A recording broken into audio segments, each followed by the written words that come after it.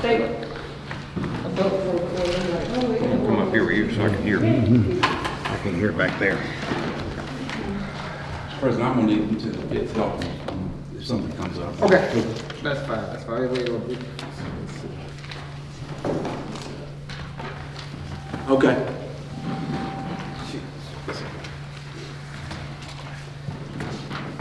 Okay, you good, you got the contract.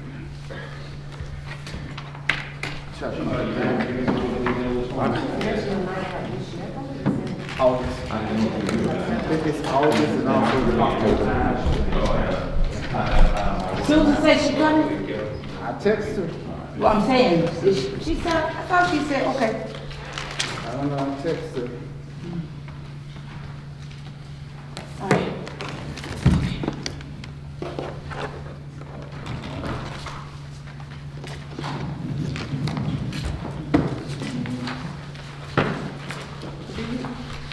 Since I'm not extra, you won't be here? Of course.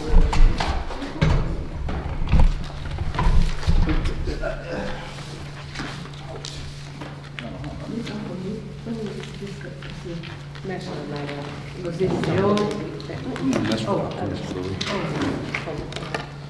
President, I just paid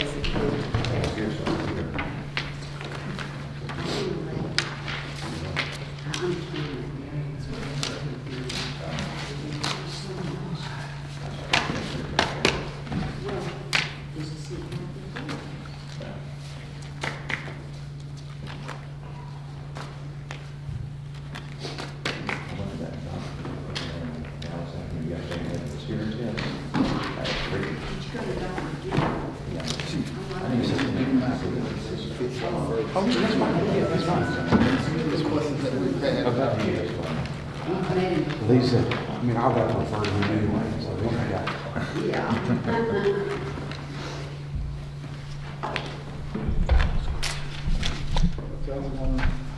Jackson, one thing about me, took the minutes and also that's the meeting, so you don't have to worry about it. I know a little short. I take everything. Oh, yeah. Because I have to do that in my notes. I have to get a clip note. Okay, we'll go ahead and call this public safety meeting. Call this public safety meeting to order.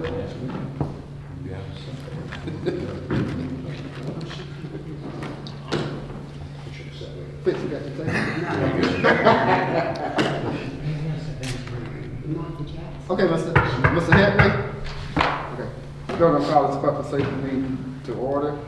I'm going to ask Councilwoman Jackson, some things you cannot escape. If you would be so kind to give us an invitation. Oh, this is awesome. Dear Heavenly Father, we just thank you for this day and for another opportunity to come before your holy and precious throne, Lord God. We don't take it lightly that we have air to breathe. Lord God, that we have the mind to give you praise and glory. Lord God, we just ask that you be with us through this meeting, Lord God. Put us all at rest, Lord God, that we will be in one mind and on one accord to do your will and only your will, Lord God. Use us. We submit ourselves and yield ourselves to be vessels fitted for the message you said. You and you alone get the glory out of our lives, out of every decision that's being made for the safety of your citizens, Lord God. And we'll always be careful to give your name the glory, praise, and honor is due. In Jesus' holy name we pray. Amen. Amen. Thank you, Councilwoman Jackson. Basically, the overview of this meeting, from time to time, the public safety committee, we meet to hammer out public safety issues. And tonight, the overview of the meeting, we're going to cover an array of things as far as with the SRO contract with the Selma City Schools, where Chief Collier has been working with the superintendent about the last 6 months. Yes, sir. Going back and forth and to bring forth some recommendations. I have the contract in front of you so you can improve. Also about the Citizens Review Board. Chief and I, we've been talking about that. I'm going to try to go ahead and finalize the plans for the Citizens Review Board. National Night Out is a nation event where it occurs in August, where it's more along the lines of a community policing, where we try to engage the community along with the law enforcement. Come on in, Chief, have a seat up.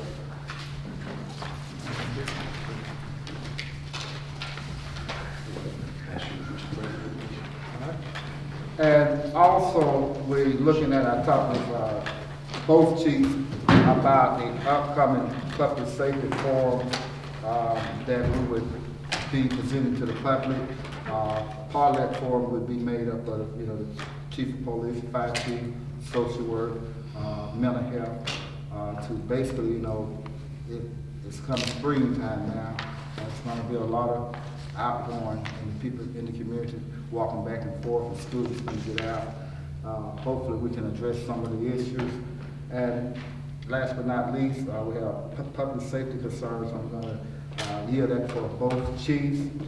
And towards the end, we're gonna have a Q&A. But before we get started with the SRO contract, I'm gonna ask Lieutenant Fitz if he would come up, because I know there's been some questions about the wreckage rotation, the towing rotation in the city of Selma. And I know one gentleman, he came before the council 2 or 3 times with some questions. And I asked Lieutenant Fitz if he would come and give us the procedures and the guidelines, because I know I have been receiving calls from this gentleman also, and what better than to get it from the people who do the job every day. All right, turn it over to Lieutenant Fitz. Good evening, everybody. Good evening. My name is Lieutenant Fitz. I'm the traffic commander here over the traffic division. And recently, we had an applicant to come in that wanted to join our rotation. And what our rotation is record services that we use when we have accidents and other law enforcement issues in reference to maybe a crime where a vehicle needs to be towed and secured in a safe location. These businesses are only added to the list by the city council. They have to be, it's an issue that has to be voted on by the city council. And basically we had a gentleman to come forth and he wanted to be a part of the list. So what we did was we gathered the information in reference to it, the application process. And that's what I handed out to council persons and personnel on board. And basically what we do is we gather all the information, make sure they have the necessary insurance, make sure that the place where they're gonna house the vehicles are safe and secure and meets our standards and regulations in reference to it. It's an application process. Once all that information is turned in by the applicant, the Chief Collier will order an investigation. Upon completing the investigation, we'll turn all the information over to the city council so they can make a decision on how they want to vote for it. That information before you, or you can go to municipalcode.com under the city of Selma and see each step along the way. Yes, ma'am. One of the reasons why I'm very concerned about this too, because this gentleman came before the council the last time. This gentleman, Mr. Harris, he had everything. He brought all this information before us, the last meeting we had. He came with documentation of everything. He said he had followed everything that he, what was required of him. And this body of this council, they agreed, if they said he had everything, that they will contact someone to check into for him to move forward, because he said he has been coming. He said he has been coming down there regularly, trying to get. Okay. Once again, I think he came to the business office and applied for the license. Mm-hmm. But since this This predates this council. The last time a record service applied for the rotation has been about 10 years ago. So basically what it was is the process. He didn't understand the process. The process starts at the city clerk's office. And see, because it wasn't handled in order, that's where we got this miscommunication. The first place would be to go to the clerk's office and get the application. But since they hadn't done an application in a while, one had to be generated. And he went to a couple of places, and like I said, it wasn't exactly his fault, but he went to a couple of places, and there just was some misinformation out there for him. But it's outlaid in that form I just gave you, everything he needs to turn in. And, yes, ma'am. Okay, so, and then I guess I was going to say that before the Councilwoman Thomas spoke. What I'm hearing, and I wasn't at the meeting, so I wasn't present when he came before the council, but what I'm hearing today is there's a process, and he went through the process, or he came to the council prior to going through the process. Yes, ma'am. And so what needs to happen, even though we voted erroneously, incorrectly, for him to be in the rotation, what needs to happen is that he follow these guidelines, that you all, upon your approval and upon meeting the application standards, that you all bring it before the council, and then we'll vote on it at that time.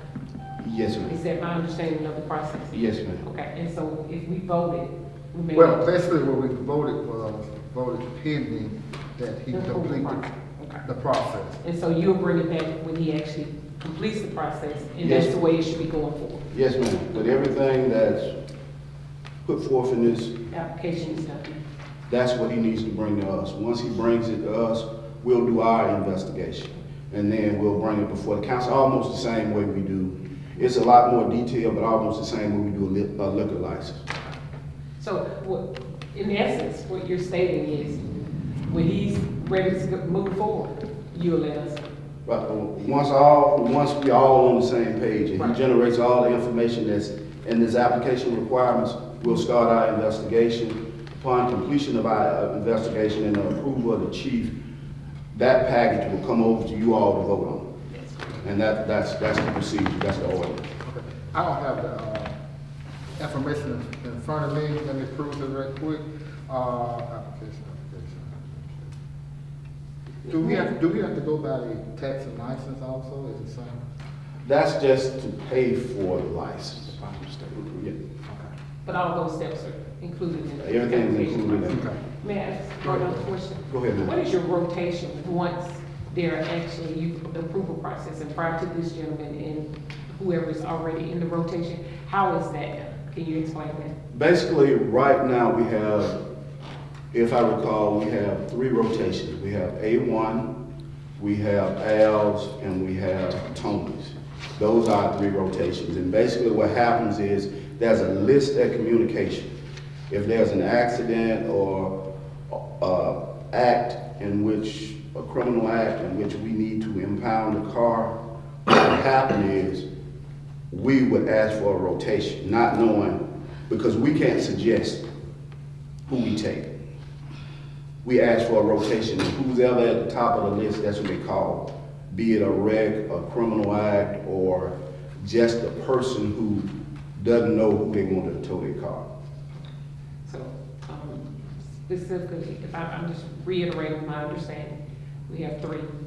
And so, you check off, particularly whoever, E911, whoever calls in, and check off who was the last one, and so the next one in the rotation, if it was number 3, you start back at number 1, if it was number 2, you go to number 3. Yeah. Is that my understanding? Yes, once it's approved by the city council, Right, I'm talking about the process Yeah. already, It's- that's already in place. Let me ask you something else, because it concerns me that, are we paying for their vehicles to be towed? it just depends. It just depends on the situation. Okay. If a vehicle is impounded for, you say, just being parked and being a road hazard, once they come out and they pick that vehicle up, what they'll do is they'll take it to their secure lot. And when we release it, or when the owner comes, they would pay basically the record fee and the storage fee.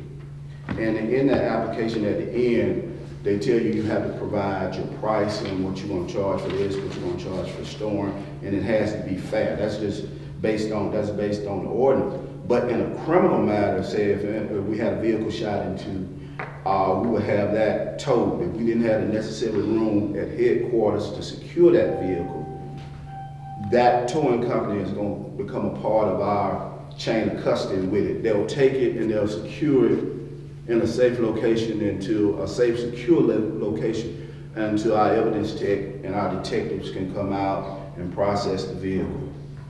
Let me ask one more question because, thank you, President. He may regret if he asked me to sit up here because I'm actually not a part of this committee. But it gives me an opportunity to explore some of the things I've been looking at, the finances. And Chief, if you don't mind, is there any reason that we should be paying any towing company $14,000 to tow vehicles? I'm just saying, you may say it may get that to that amount, but based on this information, I'm just wondering. All that, Well, and I just don't, you know, that's not, if that's happened, that has nothing to do with the lieutenant. One of the things, and 14,600. one of the things that we have to correct in the past, there's never been a policy about, and Lieutenant exactly right, there's never been a policy for an extended case where we have to maintain a chain of custody. Let's say it's required for us to maintain that vehicle pending initial appearance or pending an arraignment or even pending trial. So sometimes that can be very lengthy, sometimes it can be several years.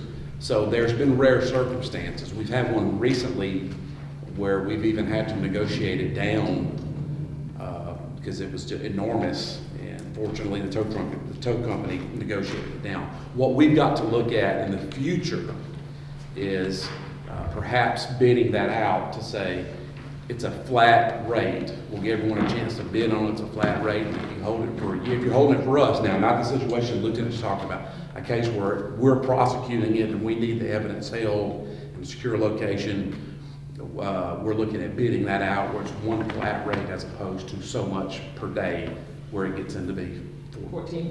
Yeah, exactly right. But So, thank you so much. Yes, Because when ma'am. I looked at that, I thought that was it's absolutely a excess. problem. You're right. And now that you're looking at possibly a way of bidding that out, that's a concern for me going forward. But I know how lengthy a trial could be, and I was hoping it was obviously one of those cases It was. where it was, it had to be held for evidence for it. At the time, I was wondering why it couldn't be held at headquarters, but I know why now. And if we can bid that out, they can eliminate us paying almost $15,000. And that will probably take an ordinance, so once we put it together, we're looking at other agencies and what the best practice, we'll probably bring it to you guys, Mr. President. Yes, sir. We'll probably have to adopt it as an ordinance to do that. That'd be great. Thank you, sir. now in some cases, what you're gonna deal with is if we have LSA. That means the subject in an accident, they leave the scene, they jump out the car, they leave their car for some reason. We'll do an investigation in reference to that, but we'll have that vehicle towed. Now, after we make contact with that person, in the meanwhile, that vehicle might be accumulating daily fees. Now, when they come settle their business with the police department, we'll release the hold on them. But in reference, in all cases, once they're towed, they're responsible for the towing fee and the storage fee. Now, some people will come and say, well, I won't be able to get into this day. But that's a negotiation they have to have with the record company. Thank you. I appreciate it. All right, Councilwoman Thomas. Since you're on the subject of that, I want to know, where is this located that you have this record when you hold these cars? It's one of the three rotations. We use one of the three rotations depending on the case. Part of the requirements they're supposed to have is a secure location in case we need a chain of custody situation. So it's going to be at the private business of one of these three rotation records. So that'll be part of the requirement for a fourth one. But I'm saying right now in passing, since you're saying the city, the question that might have bothered, it had been on my mind too, trying to figure out the area right now, the location where you use it. We use, if we don't have a place available, a secure place available at the police department, and we don't. There's really, one of the problems we have, there's not a location at the police department that's secure. There's traffic, there's foot traffic that walks through there, so that presents chain of custody issues for us during a criminal prosecution. So we depend on private towing companies when they tow it to hold it at their lot. We're generally gonna require so much fencing, those things to All those secure it. requirements. So each of the private businesses. So that's what I'm saying, Yes, ma'am. out of those three right now, the city has been paying that money toward. Yes, ma'am. If it's a case where we hold it for our processing, then yes. Let's say it's a victim in a vehicle. Let's say unfortunate, say someone shot in a vehicle. We're gonna need to hold that vehicle for a certain amount of time to process it. And then in certain situations, we're going to hold that vehicle through the entire chain of custody process, the trial process. So it's generally gonna be held at that record company because we don't have a secure location. What we are working towards is an off-site secure location, and then we would contract with a towing company to, of course, bid it out, develop an ordinance for it, and get it to that secure location where we're only paying for the towing and we're not paying for that extended time. So we're looking at several options. That's great, that's great. Officer Fitz, I just want to ask you this here, since we just now receiving this, giving us the documentation on how the person that wants to go into business with their record service, if this young man has already done all of, well, I think he told us that he had got everything that was required, but I'm asking you a question. If this young man has met the requirements of this, that it's saying on here, that this is my first time seeing this, how long does it take you a period of time before you can move on it? Basically, it depends on this. Like I said in the beginning, it's been about 10 years since we've done this, added somebody to the rotation. Now, to do the whole thing, due diligence, once they brought it to me, I had to do my research on what we need and what we need to gather from him. He brought me some documentation, but after reviewing, there's a whole lot more there in reference to inspecting the vehicle, inspecting the location, making sure that all insurance requirements, I think it's about 4 different insurance requirements on there. And I think 3 of those go with the vehicle. On the hook insurance, that's basically saying from the time they pick the vehicle up, it's basically on the hook. Basically, they have insurance for that. It's about 4 or 5 different insurances, and it was a lot to go over. When he first came to us in reference to this, that's when we went back and did the research in reference to it. And between that and meetings for the Jubilee, that consumed a lot of time. Well, thank you, because this is important, because like you said, over 10 years, it's been 10 years since someone has. It's been 10 years, just on average, it's been 10 years since somebody got on the rotation, about 10 years. We welcome another rotation. 3 is difficult, so we would welcome another rotation. And then one thing too can be so cumbersome that someone getting on a rotation, you're looking at the amount of money, the insurance, and dynamics like that plays a deterrent factor. It's been 10 years, that's why. That's why I asked, he said it's been 10 years since anyone else had joined this, and I just wanted to see, I wanted to read, the requirements. We just wanted to do our due diligence with it. We want to be fair across the board. That's what I'm saying. All right, any other, go ahead. I was just about to say that thank you for coming and explaining this process to us. It's for us to get a greater understanding of what it takes to be a part of that rotation. It appears that it may be a process, maybe slow at times, may work really fast, but it's going to be incumbent upon the applicant to bring you the necessary information before you start your process, but you're working diligently to assist him in this process and to get him on the rotation. Yes, ma'am, we're doing it in the correct fashion. Thank you so much. Any other questions for? No, I just want to make sure the gentleman, the family, they're trying to get their business started. I just want him to have everything the right way.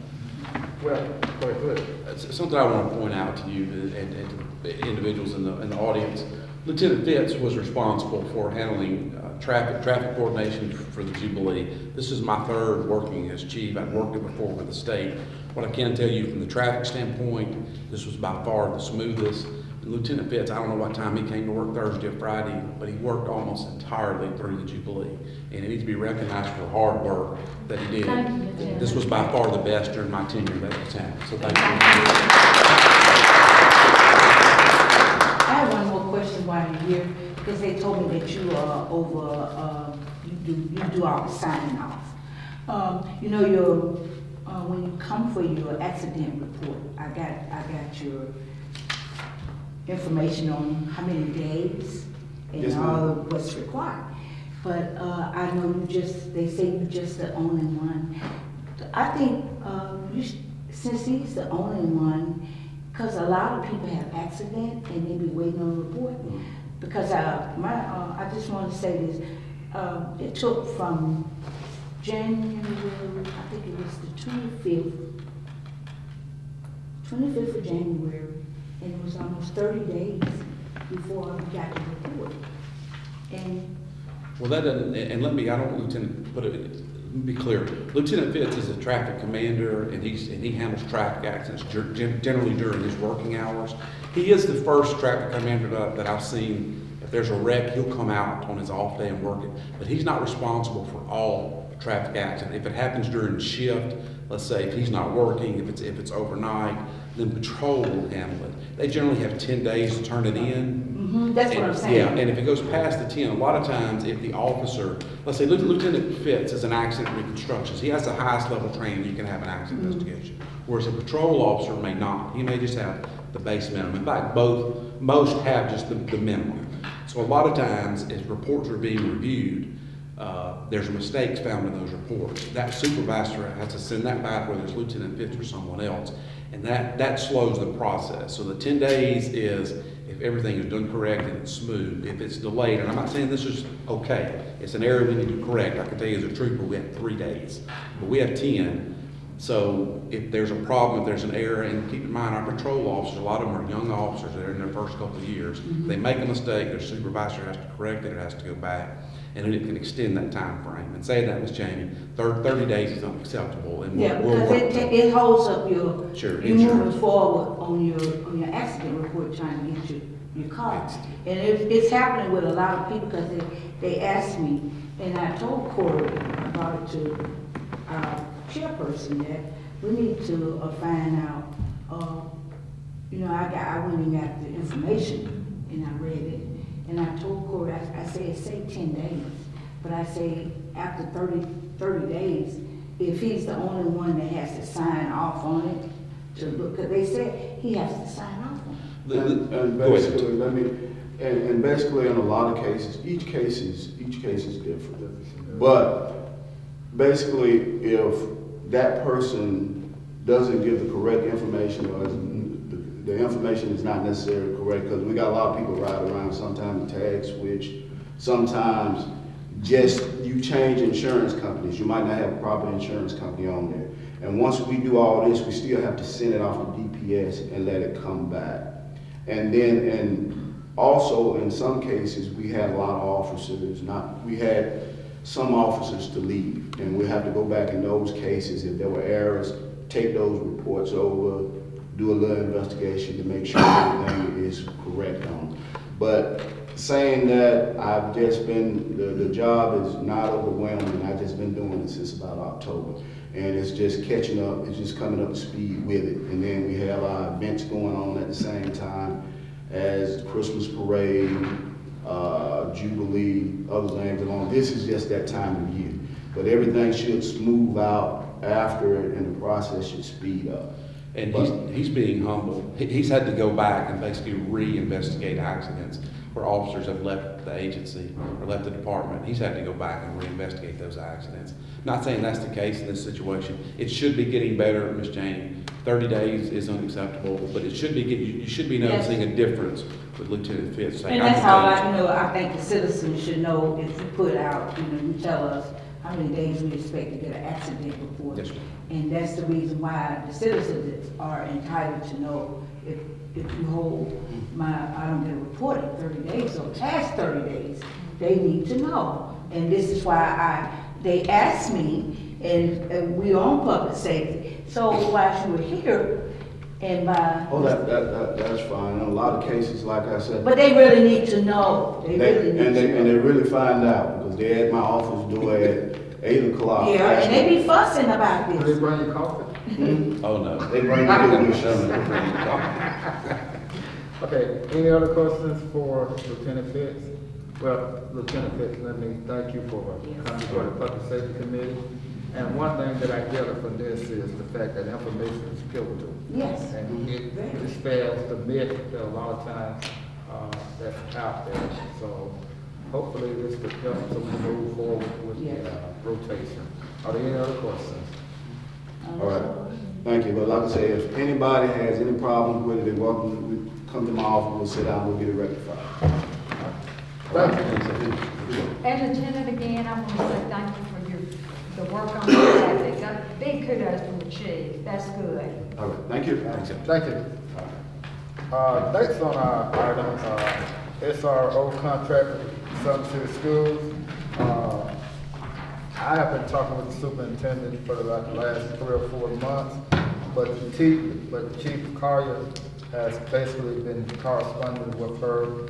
And in light of what occurred in Montgomery with Lee High School, I think we need to try to provide as much safety measurement as we can for our schools. But this was a idea spearheaded by Chief Collier along with the superintendent. And I said before I bring it before the council, I wanted to prove it through the committee first before we move forward and vet it in the community. If there's anything that we need to take out, I know Chief has given, they have gone back and forth with this contract. He has implemented some ideas that would help facilitate this contract. And before I turn it over to Chief, Councilwoman Thomas. Yes, President Boyd, you're the chairperson of this. Yes, ma'am. And when you bring you bringing this to this committee, this is, like you say, you have been talking about it. You and the chief, but this committee, this is not. Well, the reason why I didn't bring it before, because this is about the 3rd version of the contract, you know. It's the 3rd version. Yes, ma'am, they've been going back and forth, communicating back and forth, taking this out, adding this. But when I emailed it, I did email it to you, I think this week sometime, asking you to review it, not saying that we have to vote on it Tuesday night. We can vote on it at the next council meeting, vote it up or down. But I felt that it was important that we engage with one another before it comes to the whole body. And that's what I'm saying, you know. I understand that you are very aware of this here, and this is, you say you've been back and forth with this. But for me, I'm speaking for me as a council person, that I kind of glanced over some things, and I just wanted to hear how did you come up with this, and I want to know, is this where that the council are voting to pay? I think Chief will tell you. Okay. Well, because see, I mean, I felt like it would have been a derelict on my behalf if I gave you the first copy of it, then they had to come back and take something out, then the second copy. So what I tried to do was go ahead and try to streamline everything until we got a workable copy, which I feel this is a workable copy, and it still may not pass. So that's why I asked. That's why I asked Chief to come in today to give us an overview of the contract, so we can move forward. But I know there's some questions that the council members may present, but this is not my expertise, and that's why I asked the chief to come in. Well, you did right. Give us an overview. Well, and thank you, Mr. President, if I may. I mean, and let me add, Mr. Cheney, this, I think, working product is the best way to describe this. The council president, along with the mayor and the superintendent, basically gave me the opportunity to sit down with the superintendent and start. It began with an idea, and from an idea, we looked at how we could improve law enforcement presence in the Selma city school system. The school system normally employs a private security contractor, and then in addition to that, we generally provide one officer to service all the schools in the Selma city school system. So the superintendent, I think, was very progressive in thought.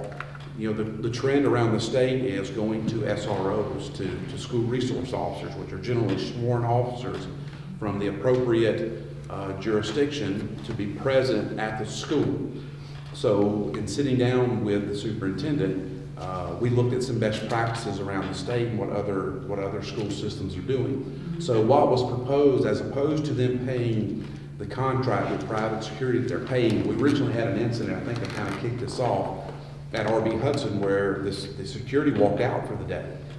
Well, in that situation, we had no choice but to provide police officers for the school system. So it took officers that day, actually it was about a day and a half period. So, you know, we were so short that I went myself. So we had to provide officers at the school that day. So what she did is reached out to the council president and to the administration of the mayor and asked for the opportunity to sit down. So what we looked at and what we proposed is trying to identify and isolate 5 individual officers for the City of Selma school system. And as opposed to paying a security contract, what the superintendent offered was they would be willing to pay for 2.5 of those positions, pay for, you know, half of what they're asking for. It would be an increase of 5 officers. It would be incumbent upon, and again, it's a working draft, be incumbent upon the city to be responsible for the cost for 2.5 of those positions, and then the school system would be responsible for 2.5 of those positions. And it would give us 5 full-time SROs, and I believe what we're shooting for is 3 at Selma High School and 2 at RB Hudson. And so as part of that program, they would be willing to pay for those 2.5 to include salary and fringe. We went over the numbers that were proposed. They're going to pay all the training for those officers. And we're targeting, and again, this is just a working day. I believe we targeted a 1 July effective date. Of course, that's contingent upon the decision ultimately the council makes. As part of this, we narrowed down all the way to the point of on days the SRO would not be present, then we would backfill that with an SRO that's already trained at the department. Of course, there are certain exceptions. It would give the chief the authority under certain circumstances to pull those officers out, to put them on the street. The benefit for the city is we're getting 5 officers for the price of 2.5. Now, during the day, I understand all 5 may be in the school system. We're responding anyway. If that security company is dealing with a problem, generally if it's a serious enough problem, we're going to be involved anyway. So the effort's already going on. And as a result, we're responding more to the school system because we don't have full-time SROs. Because keep in mind, SROs are not just there for enforcement, they're there for communication, they're there to be a resource for the students, for the administrators, they're there for information, they often can gather intelligence, they're there to build relationships with our youth. Whereas opposed to not just where they're dealing with crime in the school system at that moment, they're building relationships to prevent crime in the future. So what was put together was a proposal to go to full-time school resource officers for the Selma City School System, and just the 10,000-foot overview would be 5 officers. The school system would pay everything for 2.5 of those positions, and the city would be responsible for 2.5 of those positions. But can I ask you this? Yes, ma'am. You just said the school system would pay 2.5 for 2 of the officers. Yes, ma'am. And you're asking the city to pay for the other 2.5? Yes, ma'am. So, can I ask you this? Yes, ma'am.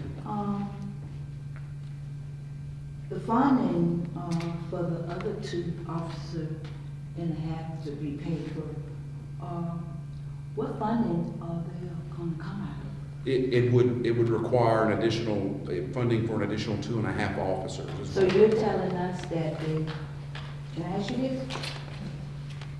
At the situation right now, I'm saying, you're asking the council to fund for 2 more officers where we're gonna have to see where this funding comes from to pay for those 2 officers? No, ma'am.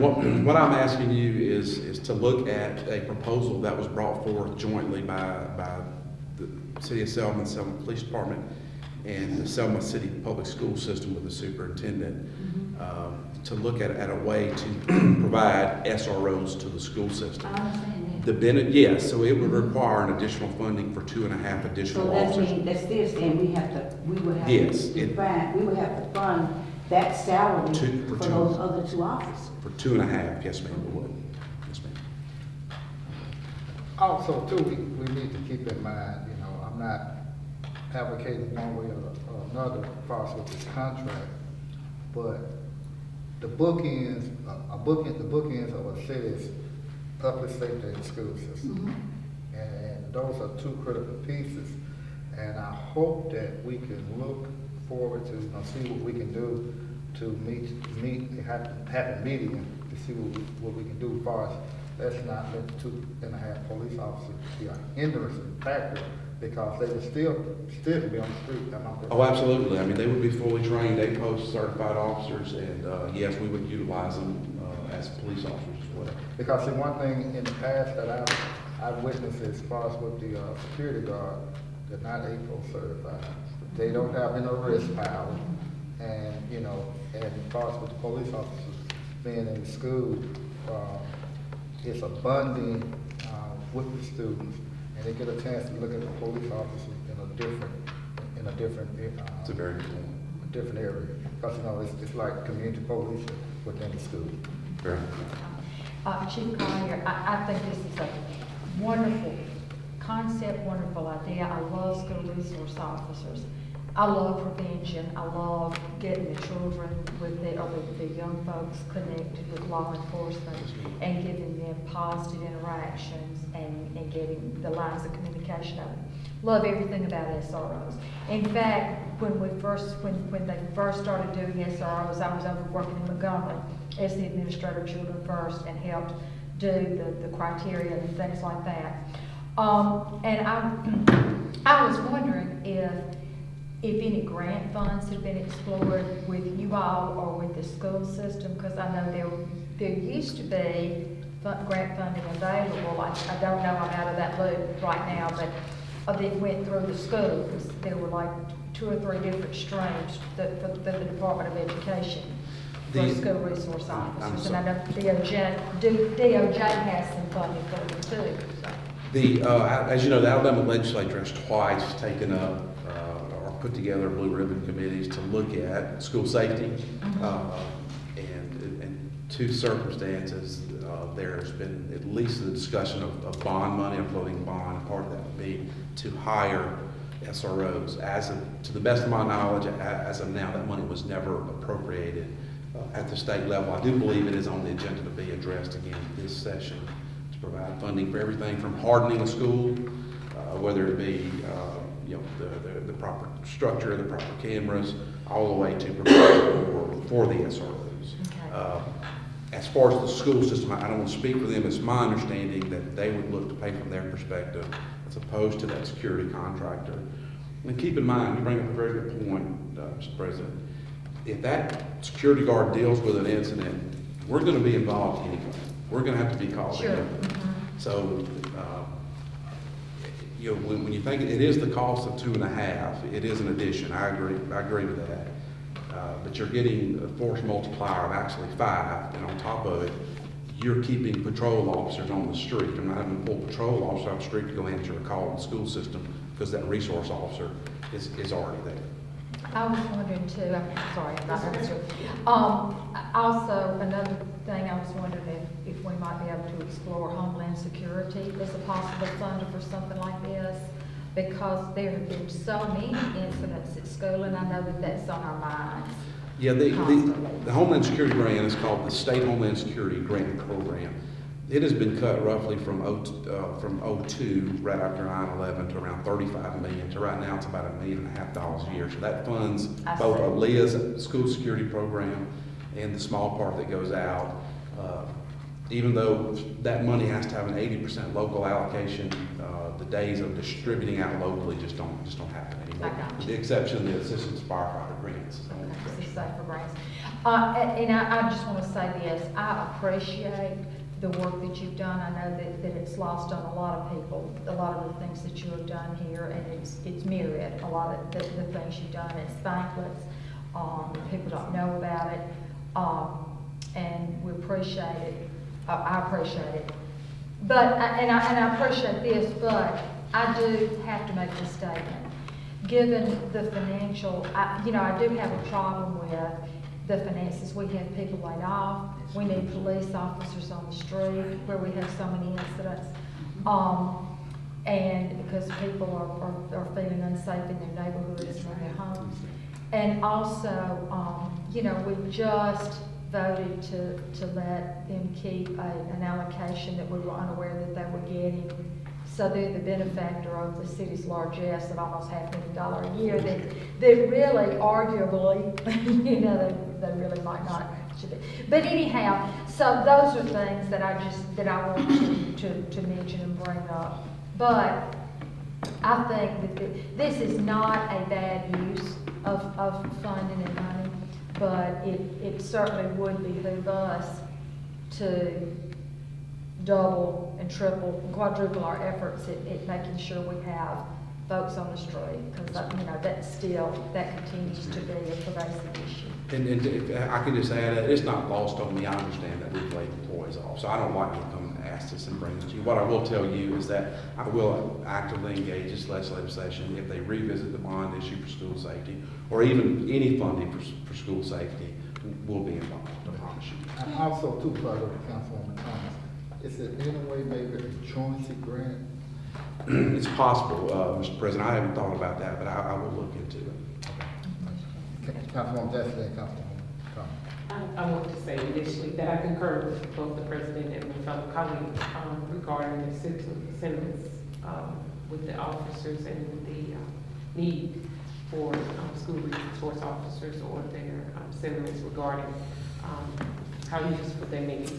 However, I wanted to know, do we have enough officers? I know that I'm in court all the time, as you know, because I've seen you in there, and we don't have officers come to court because they may be off or they're on the streets, and we're getting another case until we can get them in to actually testify on their cases. So, and oftentimes we have very few, even during the daytime, on the street. How are we then going to have 5 that we can give to another organization in our streets? And the court system, which we're prosecuting cases, may not have the liberty of having them at those times. Do you want to answer that one first? Yeah, I do. I think you bring up a good point. We don't. And again, it's not lost on me when I'm about to lobby for more officers. I understand people have been laid off, so please, I take that into consideration. But no, we need to be back at that 60 level or above that. In saying that, this would benefit the shortage because they're going to be 8 post officers.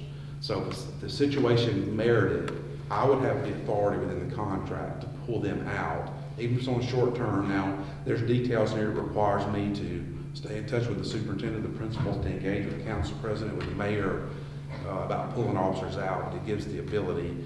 But also, once those 5 or 8 posts certified, what would really be great is so many officers work overtime or work additional shifts. We were successful this year in a JAG grant. So there's overtime available. Those 5 additional 8 post officers would give me the ability. Many are going to work their 8 to 4 or 7 to 3 shift, and then they're going to stick around and work patrol. So I do think it would benefit in that way. In saying that, you're exactly right. We don't have the numbers yet. Let me ask you something. You talked about being successful in the grant. Can you speak a little more to that point? Yes, we applied for a justice to assistance grant this year for manpower, and we were successful. I don't remember off the top of my head, it was several $100,000, and we're spending it. Several hundred thousand. I was just gonna say. No, several hundred, but it has really helped make up the difference of losing those 15 slots. It's been able to provide us the overtime to keep officers on the street, and it just provided all the overtime for Jubilee. Bless the Lord. The next thing that I wanted to discuss is the Office of Juvenile Justice and Delinquency Prevention, OJJDP. Maybe a resource for you, since they're looking at delinquency prevention, and school resource officers would definitely, having their presence in the school system would definitely, should definitely lower that, delinquency, and so they won't be over in Judge Armstrong's courtroom. And also, I was just in a meeting with the DECA yesterday morning at a roundtable discussion, and it came up about the funding that they have for juvenile justice. And so that may also be another grant source that you can typically tap into. If you can contact Brian Foster. Yeah, I know that, over at law enforcement. Right, and ask him about he's not over the juvenile justice leg of it, but maybe they can provide us with some type of resource. But I know that OJJDP actually have grants available now, and I think if we, Councilwoman creatively writes grants all the time, and I think if we could include that as a part of our delinquency prevention, that would maybe we could be awarded something, and that would just kind of offset. I would like to look at those measures first and see if we're exploring, because money, the pocketbook is so tight, that we're exploring all our options and not just coming to our low cost. Sure. Well, and I'll be happy to do that. I mean, I know everyone at DEC on their law enforcement division be happy to reach out. That most of the direct juvenile justice grants have to go to a juvenile program or juvenile facility. Right, and we don't have that, and we have to be careful. That's not a business we get into. That can quit. I mean, that would be my advice to the council, from that standpoint. We've got to be careful. And saying that, I'll be happy to reach out to the folks at DEC. I know Please those reach guys. out to Judge Armstrong as well. He's been very successful with the juvenile grants, and maybe this. Communicate with Judge on quite a bit, especially when you talk about the officers not being in court. I communicate quite a bit. So, but I just, in OJJDP, that we received a grant from OJJDP for our family wellness board, and it was to help provide families and children with an opportunity to get some prevention and get some services for the children that are experiencing trauma due to their parents being on drugs and alcohol. And there are so many things that you can look at. Fluency, you can write in there how the officer will impact the choices. We can get some data. I just want to explore all the options, because we have to do that here in this day and age. I totally agree with you, and I'm in favor of it. The one thing that I think we have to keep in mind is, I think we've got to have the ability, or at least consider looking at outside private grant writers. It's hard to be a police chief and a full-time grant writer and doing that. And by no means am I knocking our planning division. They did a very good job this year, very, very good job. But I think it's something maybe, and I don't want the president under the bus. Basically what we probably can do is, what we basically probably can get with the mayor and solicit a grant writer, but they only get paid based on the grants being approved or returned.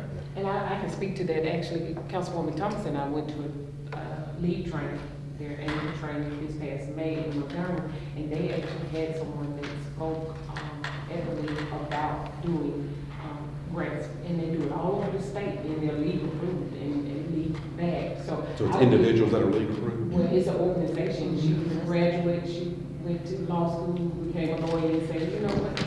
I think I like to write grants, and she has a whole successful organization that the league has, and she provides a successful story. So I'll get. We don't have to pay up front, do I? I mean, No. it's based on.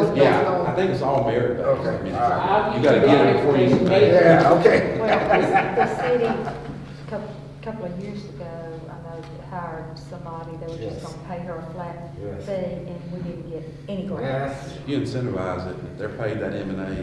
Exactly what you get, but we didn't get, she sent some lackeys down here to kids down there that were, It's all we didn't get the first round. I will make sure, Thinking about that. Yeah, I'll make sure I get that Okay. information to you and then you pass it on to the chief, because if we can get it, someone that will lead you back and they were successful. When they did the presentation, they said they have someone, whole department that handles public safety, they have a whole department that handles public works. They had our hand presentation at our annual training, and so they must. bring her card or her name and number or whatever. So we need to jump on her. Definitely, we're providing much for. Okay. Councilwoman Thomas? Yes, I was sitting here and it was puzzling me. We just voted for 3 officers that, you just voted for.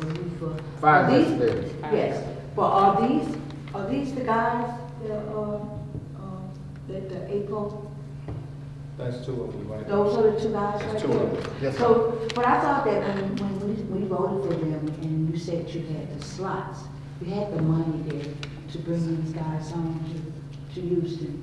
Oh, that's for the fire department. Oh, so these are the other 2, you know, we voted for 3. Yes. So where are those 3 going? That's the fire department. Okay. Okay, chief, maybe you can explain. No, I know what you're saying, but I'm saying these 2 guys right here. That's what I asked you, were they 2 of the 3? Yes, ma'am. That we voted Yes, for? ma'am.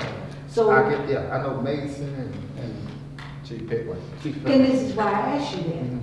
The 3 guys that we voted for, they were for the fire department. Yes, ma'am. Okay, so but you, instead of them, you was gonna use 2 of those from the 3 that we voted for. For what? What we're talking about right now for the S. That's all right. They're the fire The department. fire department. Okay. They're not gonna use Doesn't it even at all. think they're- Oh, okay, that's what I was But trying I to guess, figure I out. guess what they can, I They guess, ain't supposed to certify. But They ain't see, this is why certified. I'm asking Yeah. that question. they ain't both certified, but I guess they could probably help. That's creative. It's something. Well, the reason why I asked you Chief, that. I'll let you talk about that. I'll be honest with you, you won't have time to do that. We just put them in effect on, what was it, Tuesday, March the 5th.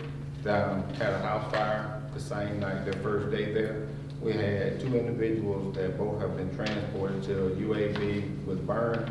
And in order for these guys to work that fire, which they have been doing an outstanding job of it causes them to do a lot of traveling because those personnel right there, they're having to actually go to the hospital up in UAB to actually talk to these victims if they'll get to the point that they can talk.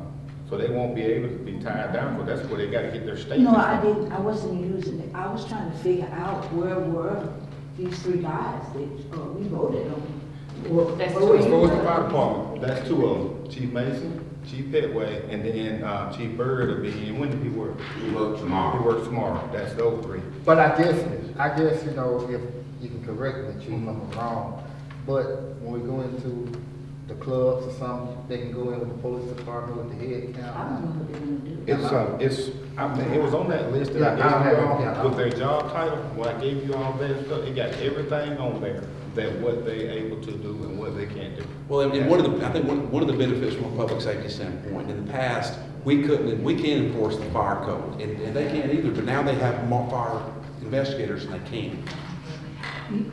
The firemen, whenever there's a fire. I know about that. Yeah, I know, I'm- but what the APO certified ones can do, we would have to wait, it's like a fire marshal that has to go to the whole I know what state, they and we do. would have to wait.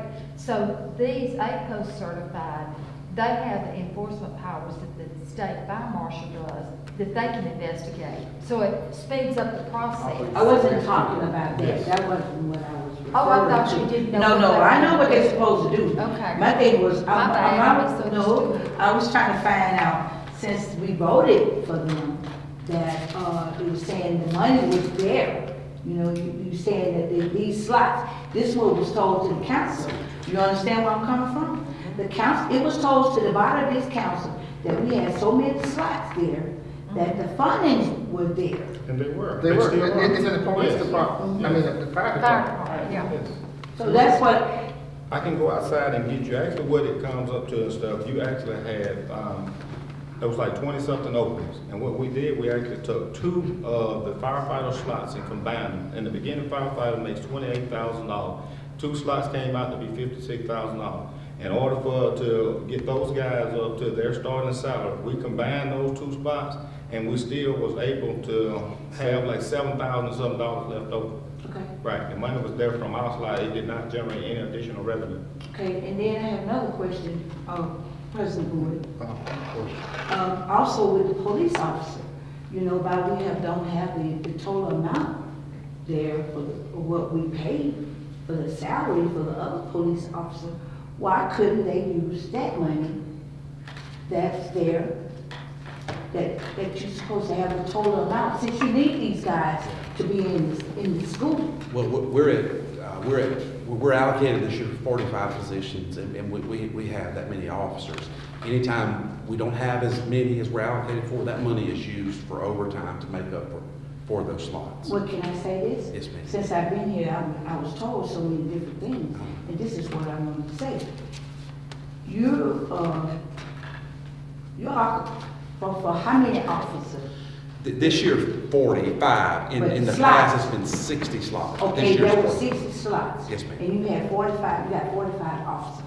So this is why I was saying. No, ma'am, let me back up. When we had 60 slots, we had as many as 54 officers. But through attrition, this year's budget, we had 45 slots. So through attrition, some of these spots we didn't rehire, we just lost officers.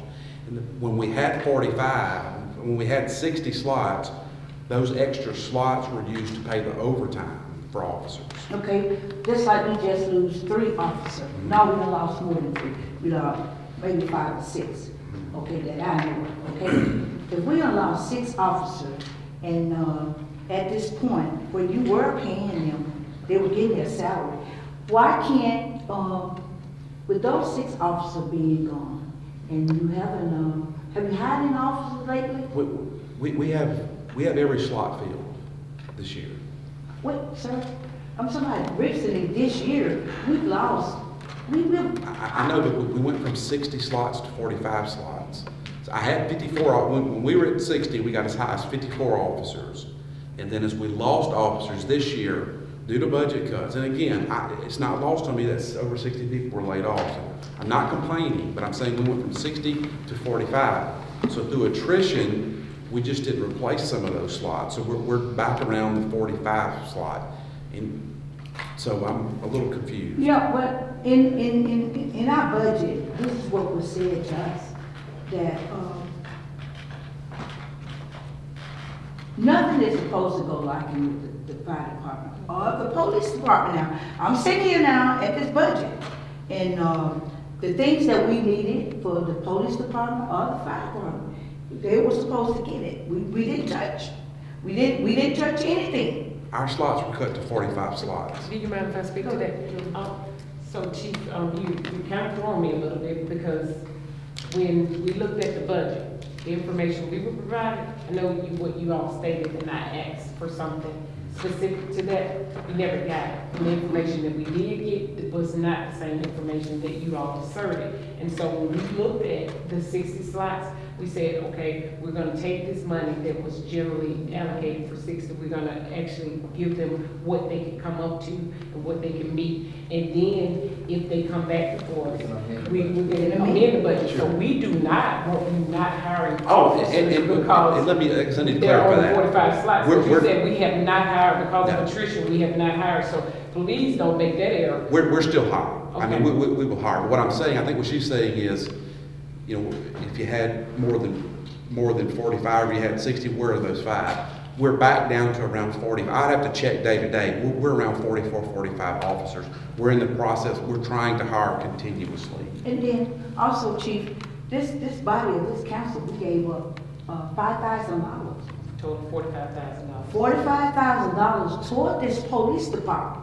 Now, we wanna know where, Guns, tasers, whatever, vests, and all we that. gave up our discretionary, each council gave up $5,000.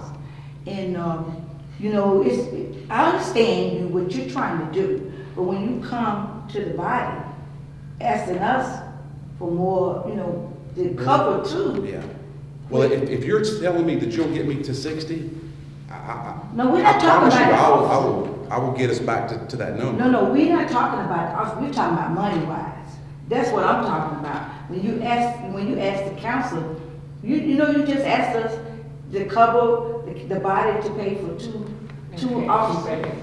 In above 45 slots were allocated for. But I'm just saying, you understand where I'm coming from? No, I don't. Well, let me tell you like this, you can understand me more. I'm saying that you just can't, you want the council to pay for two. No, ma'am. What I'm telling you is I have brought you a proposal that was put together by the superintendent and myself, where they're willing to pay for 2.5 if the city would But add you're asking the city, you're asking this council to find the funding to pay for the 2.5. But you have to look at this too. This council, each council gave, 45. Each, or A total? total of 45, okay, Ma'am, we that's- gave 5,000 apiece. Okay, also in our Let's budget, back up. I mean, 45,000, that'll pay for one position, excluding equipment and vehicles. okay, then we look in the budget, we say, we don't touch this funding, anything that this police department needs. If they need to hire more officers, or if they need to place someone. Well, ma'am, we're, It was, what we did. We're dire Hold on, need of- hold on. We put it in unappropriated funds. Fund, that's what I'm saying. And then if you need to come back for more, we can always amend the budget. And this is what I'm saying, we put, all right, She wants you to have everything you need. If you Because come we to- took those 15 slots and we put them in unappropriated funds, and so if you need them, And you- we want to be able to provide. okay, well, then I think then if that's the case, then I think it'd be very easy to ask for those additional 2.5 That's slots. what And then it's getting matched by 2.5, it's a force multiplier. And this is So what you- I'm saying. Well, if you let me finish, I'm getting 5, you're getting 5 out of 2.5, so. and that's what I'm saying, why did we do this in the budget, and then you come before us? Well, ma'am, Chief didn't know he was a part of it. I didn't, Well, and I'm here asking you for it now. Well, that's why I say it here, We can Okay. amend the budget. well, that's what I'm saying, you know, I think we're on the same, I think we're saying the we same. on the same, but, y'all. Same flavor, different labels. Let me ask you something, let me go back to the justice grant that you see, you say you using a lot of it, you did for manpower, so you're It's using a all lot. manpower. It's all manpower, so we didn't do anything for equipment? No, ma'am. No, ma'am. It's all, you know, you have to write what the specific use is for, and we wrote it for manpower. That's the equivalent to the JAG grant. Yes, sir. Overtime, Manpower, yeah, it's for overtime. And really, it's allowed us to operate like we had 60 officers. I mean, I've got officers that will work 2 shifts in a row.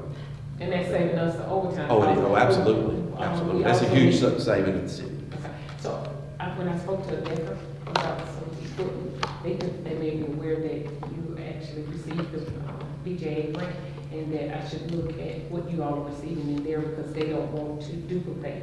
But if you all are not, maybe they could be able to do something, that's what they made, so No. I would like to go back to them and say, it's overtime, because we don't have the officers that we really need, and so we need this for overtime, but we still need this equipment, can you help us out? Absolutely. So do you mind if I? Oh, absolutely not, no, ma'am. No, ma'am. Okay, all right, let's move on down the road. As far as the school resource officer agreement, that's why I brought it before the council.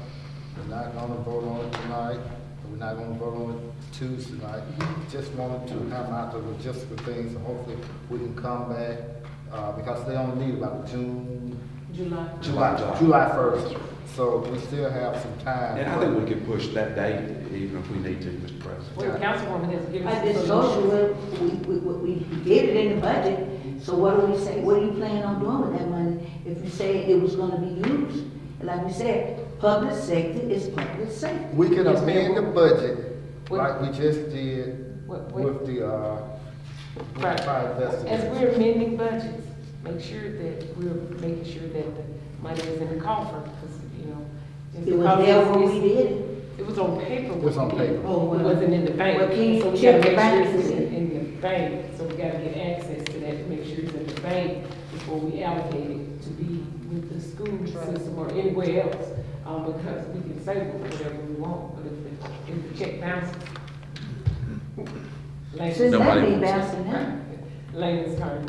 But we're gonna get back to a period, because this is a season, this is the time where we have a little extra, but we still have the rest of the year. So we're almost 6 months into our fiscal year, and starting April, May, June, and what I've heard, and I've talked to the council, about Monday night is, what was asserted to me from the financial office is that it's a slow time starting in June, so we still have to get through June, July, August, and September before, and you know what happened this October, November, and December, so we have a lot to still tote and Maybe carry. we could know more if we bring, the tax collector, the one up on, come before the council and let us know where, it's in, the type of money that's coming in, so we can know. Yes, ma'am, or we actually get on those, bank accounts, and so we can look at, and I'm willing now, in fact, I have a few on it, Mr. President,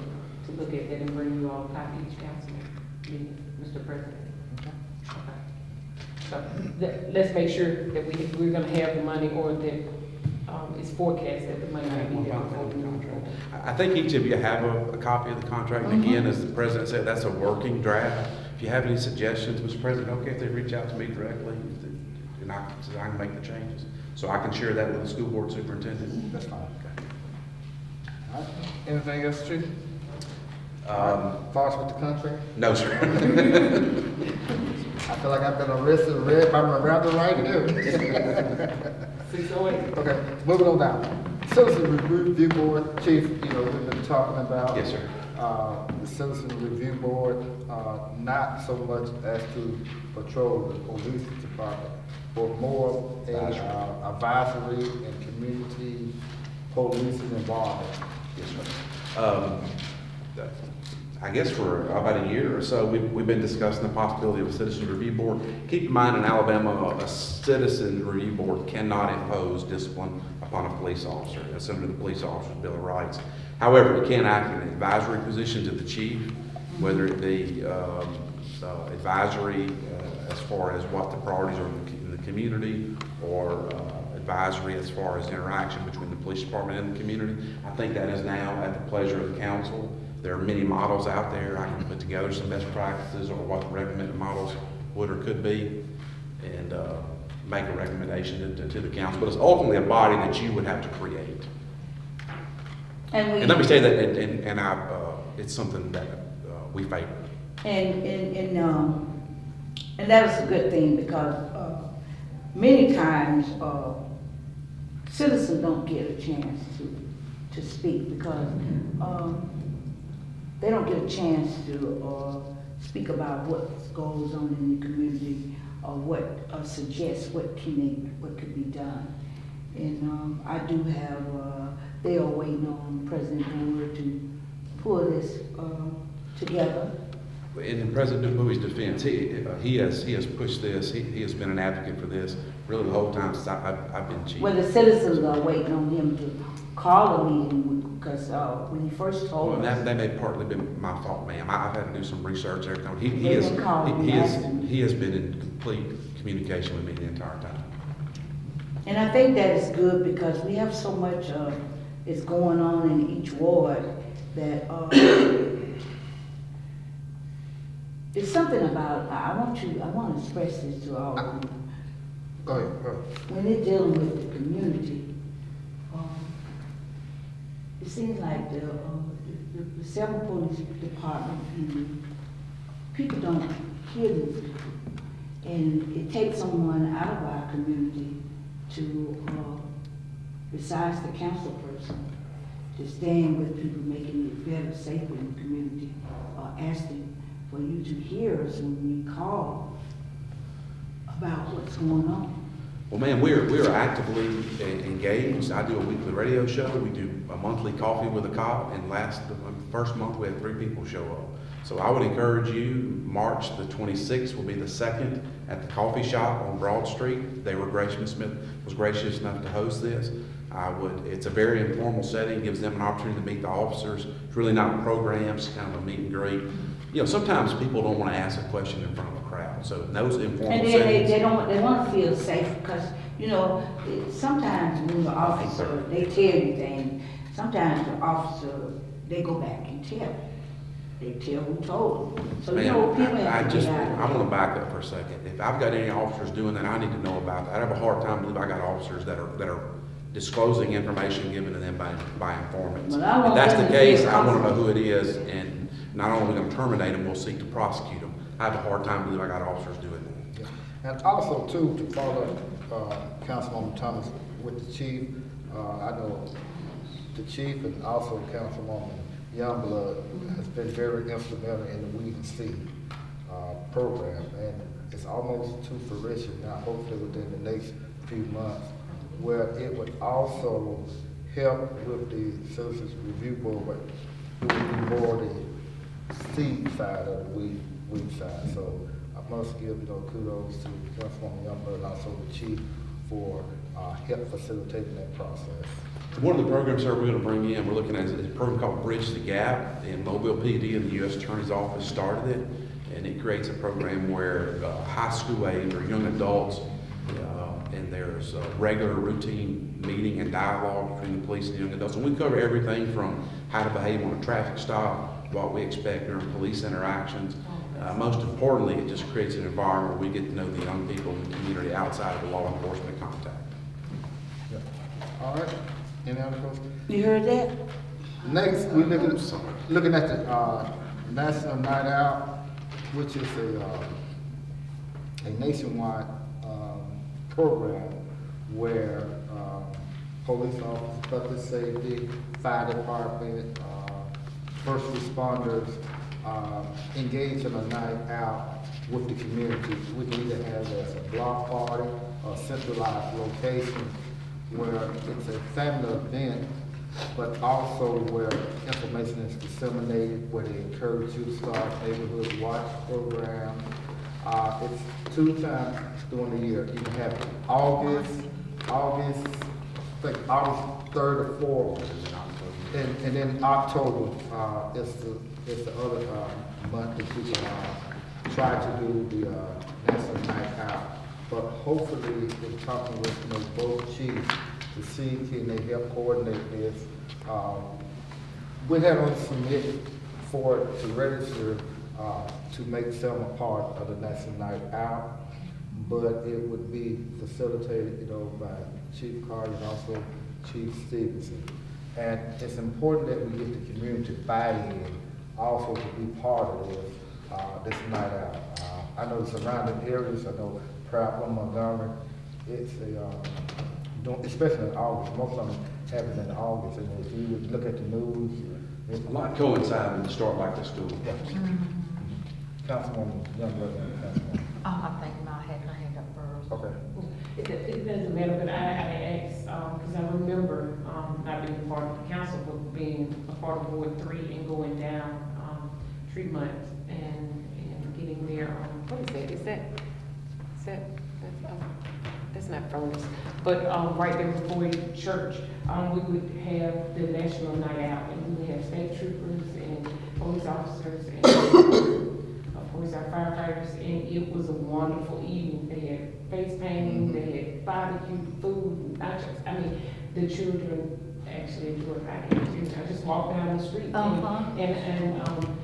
Councilwoman Newton, at the time was there. Yeah, but she started actually before she was on the council. Wow. She had it there, yeah. Wow, she was very instrumental, and it was something that brought our community together, our neighborhood together. I think, we tried to have something, last year. We did it in 2017. 17, at the amphitheater. I just wanted to encourage that maybe we come a little more central. More to the community, yeah, because that's more of the nucleus of it is community police. It was, I don't know, it may have been 2015 or 2016 when we had a very successful one. It wasn't the amphitheater, but it was fabulous. It was real successful. And y'all, Sparky was that, do you remember the one I'm talking I about? do, it was my first year. That's Chief. And that was real successful. But there had been a lot of planning that went into it, and everybody just did what they were supposed to do. And Well, we're fully committed, Mr. President. We'll do it. I do agree. I think we need to pick a neighborhood, pick an area, and maybe work towards it in the near future, picking and then start planning towards it. That's good stuff. And, Where they did the Mayday, remember when they would do it on Lauderdale line or something? It would be really big. Jesus' name makes. oh, the Yeah, Jesus yeah, Day, Jesus uh-huh. Day. Jesus' name. And then all of Mayday, leave church and come on down and have good singing, and, it was just a good atmosphere. good. It is good. Go ahead on, finalize and go ahead on, probably get the, whatever, the venue. I think if you was to have it, I'm speaking with my people to come in, I think you need to have it on the state. I was thinking that Because, maybe you know why? too. Because I'm me as a person, if you plan on having this here, a night out like that, you want people to be able, they wanna bring it, they wanna Access. come. Right, right. And And that's the best place to have it. just schedule them on Monday, and obviously, their football season, the And middle school use use it- it on Tuesday. use it on Tuesday night. And middle Tuesday school night, use the, Memorial Stadium. Okay. Yeah, they do. But I'm all for it, I think that'll be great. Sir, you think from a planning standpoint, we want to shoot for the August one as opposed to? Yes. Because when it's October, you know, it's getting dark early and They like it's time cold, change. time change. Time And change also, Saturday. I was informed that August 26th, that a cemetery run to get more supplies. October 26th, would get more supplies for, you know, both police and fire department. And as far as with the public safety, forum, chief and also both chiefs will be getting together to hold a forum where we would have an array of, public safety, you know, someone from the juvenile justice, police department, mental health, social worker, an educator where we can just get out, engage the community with questions and stuff that they may need to look out, you know, look for. Go ahead. And also, I need to say this because when we do things like this, we need to engage the community more. We need more people coming. We need to have strong people that go out. When we plan this, we need to be advanced ahead to get this city on the right track, to get other people involved from both sides, black and white side. We need to, at least if you plan on doing this, what you just said, we need to plan, we need to have enough time to go out and motivate these people and talk about it. And so this is how we draw people, this is how we build. We got to first build our people. We got to get them involved in what we're doing. Because a lot of people, we talk about public safety, but they be at home, they be talking. But we need to bring the idea, what you just said. That would bring more people, but we need to plan it now. Do the work on it the whole month. If you say you're gonna do this month, let us go out and let us talk about, let's encourage people to get on the radio. And get involved in this. Facebook, Yes, social media. Yeah, we need to do all public service that. announcement. So people can start coming out and they can feel, we'll get a lot of feedback. People will be comfortable. I agree. Yes. And that's how you build, this is how we're gonna have to build to get our people. Gotcha. You're right. Another thing, it would be really good and really helpful to get businesses engaged. Yeah, you need the business Sponsors. too. But here's the rub, council people cannot solicit anybody from elected officials cannot say, and I've done it from time to time, written letters and saying we would appreciate, trying to skeet in under the wire, but, we all know what it is. No, I'm just saying, if we But talk it about would be good to get, if we could somehow get business sponsors, so it may be good to get a committee and get some citizen people. That is, that's a good idea, because I think in the package that I gave you, it's a letter a sample letter that they ask you to solicit businesses for the support. It's a sample letter. And that's what I'm saying, if we do, this city has not had motivation, we have to have motivation to bring everybody together, to get us involved. I wanna see Selma, we have council, I wanna see it packed. But we've got to motivate and get people involved in the city government. We do have to. And also, public safety, our last item, public safety items.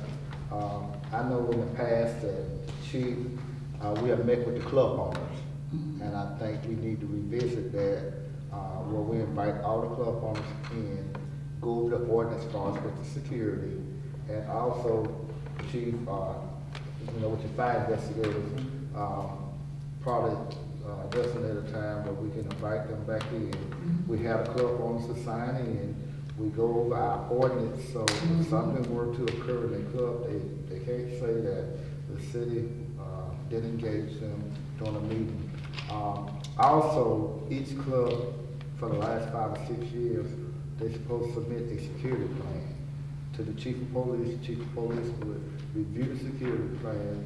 If they need to amend it, he's working hands-on. And I think this is what's happening, we all talk, but I don't think we follow up. It would make it more better. We don't have many clubs here in the city. Most people, they've taken them out in the county now. We have more than you think. I mean, there's new clubs popping up. Yeah, but I'm just saying, right now, what we have,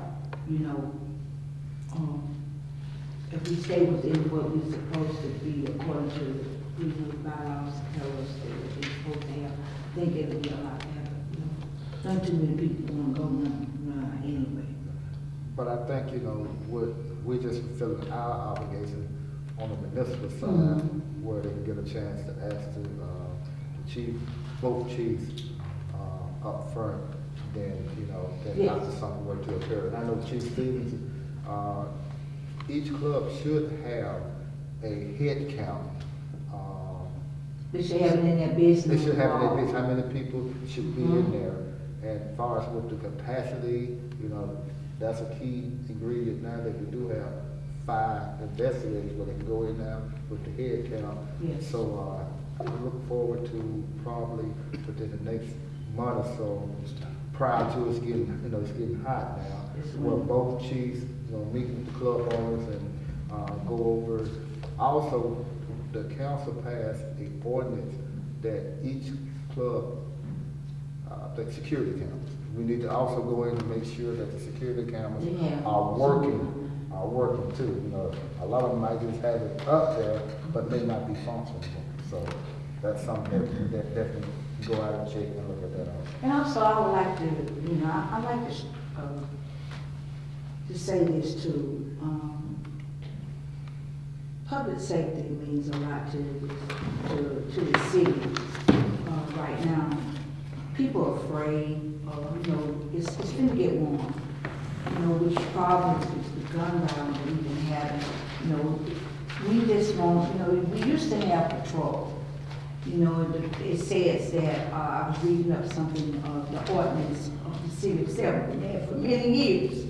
I was reading it, and it said that in a period of 8 hours of that day, like you were saying, the areas should be patrolled more.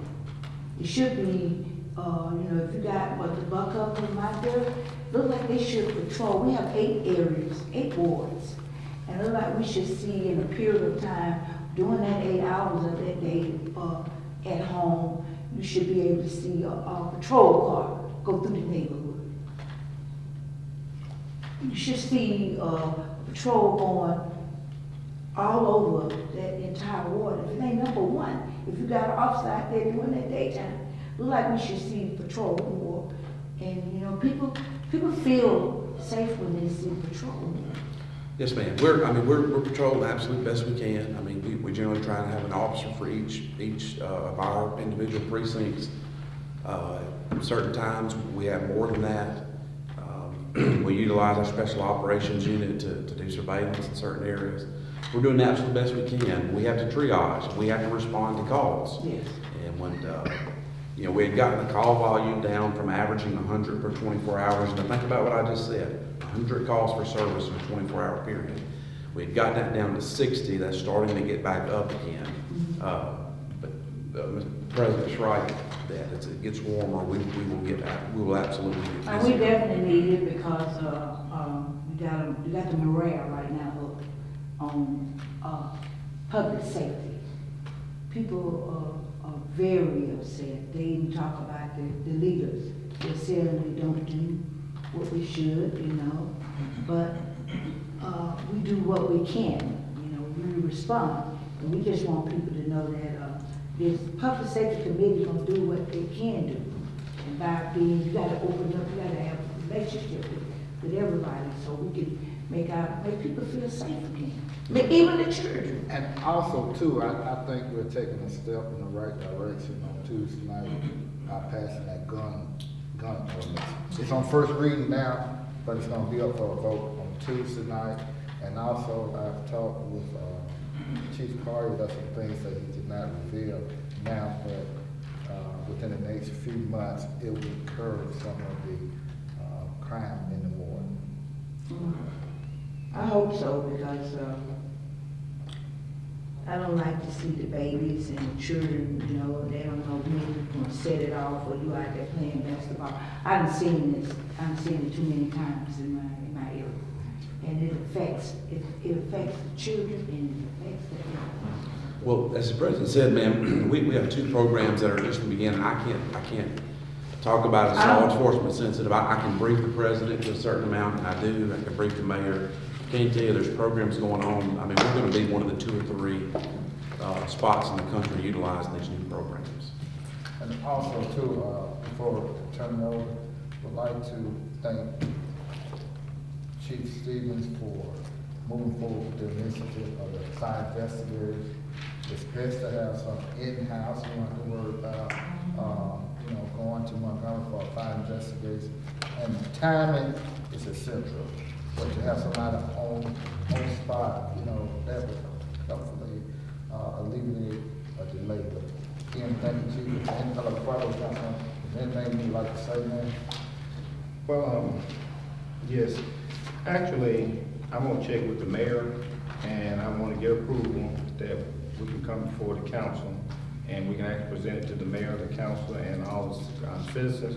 And I wanna actually formally introduce the new fire investigators that we have, so everybody can see, who we have that's gonna be working for us. I think that it's gonna be something that's outstanding. We've worked on, actually, it's been a process that we've been working on for roughly 3 years. And we finally got to the point where we've actually turned that corner. And like I was telling you earlier, I'm very proud of it, because we used to go from a standpoint of having a fire investigated. It may take, 2 or 3 days before the investigator got there. Now we're down to a matter of minutes. I think the fire started like around 2:20 or somewhere the other morning, and the fire investigator was on the scene like 2:35. So I think that's been very beneficial to the city as a whole, because we're able to get there and process a lot of valuable information. And I think that that's gonna help detour a lot of the arson cases that we're having now. And there are gonna be other things that we're gonna be looking into, like you was talking about, dealing with these nightclubs. We're gonna start working with Chief Collier. We're gonna start going out and having a presence there periodically, making sure that they're not over, their number of occupancy. And that's gonna kind of help control the crowd some. There's something else that I'm looking at, and it's on a revenue standpoint. I really think that we're losing a lot of money within this city by not having license and things in these businesses checked. And I think that's one thing that we're probably gonna end up trying to talk to the mayor about. And I think it would be good that if we did that, that's why I was saying that. I'm forwarding y'all this today. I asked for the tax and license. They emailed it to me today. I will forward you all this. Because that'll go hand in hand with us when we're out doing our inspections. Wonderful. And now we'll actually have individuals that's gonna be present right then, that if these individuals does not have their current license, which I've seen several right now, we got a lot of businesses in this city that's operating with expired license, so that's revenue that's being lost. So I have to talk with the mayor and see which way he wants to go on that, but I think that's gonna be good for generating some more revenue. Also, too, one thing that the council is looking forward to, drafting an ordinance, if they don't have business license up to, current business license, we can immediately shut down their business because they're not in operation, within the bylaws of the city. Go ahead, Councilwoman. Also, We did, go ahead and come back and let you finish. Go ahead, Councilwoman. no, I'm glad you're having that, that you just got these new officers, because back here a couple of years ago, where one of my ladies in our neighborhood that got burned up in the house, and we really never got a result of what caused cross that line. The family, we had been asking for the report on neighbors, and we never got really what, nobody never really heard what really caused that fire at that house. And I'll be honest with you, I remember it on Maple Street. Yeah, we kept asking, we wanted to know what started that fire that burned Miss Cleveland up in the Yes. home, and we never did get out, we never. And actually, to this day, I have not even got, That's what we can understand, that. anything, because it was the system. Our system at that time was actually broken, because the firemen went to the scene and they extinguished the fire. And at that time, they had the police department that would come out to make the initial investigation. But like he's talking about with his lack of manpower, you know, hey, there was only so much that they could do. And then when we would call the state fire marshal office, you know, when they would come out, there's a lot of time that's lost. And there's actually something that's called a chain of custody. Over a period of time, you leave the scene, you come back, things can be changed.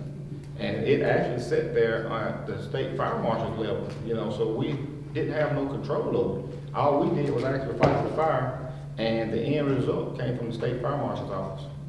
And one more question I wanted to ask, and I'm gonna ask you this, Chief. Yes, ma'am. Why can't we do better when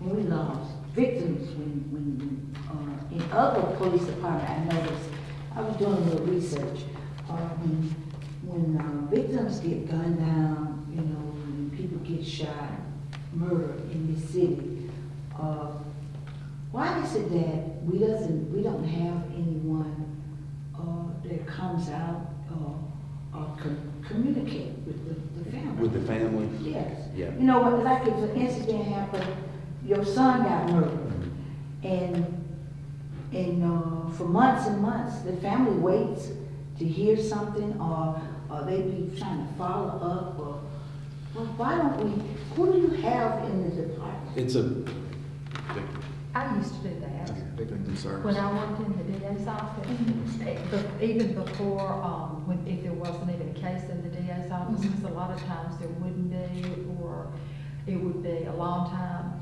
but whenever there was a murder or a serious assault or sexual assault like that, I would, within 48 hours or 48 to 72 hours, contact the victim or the victim's family.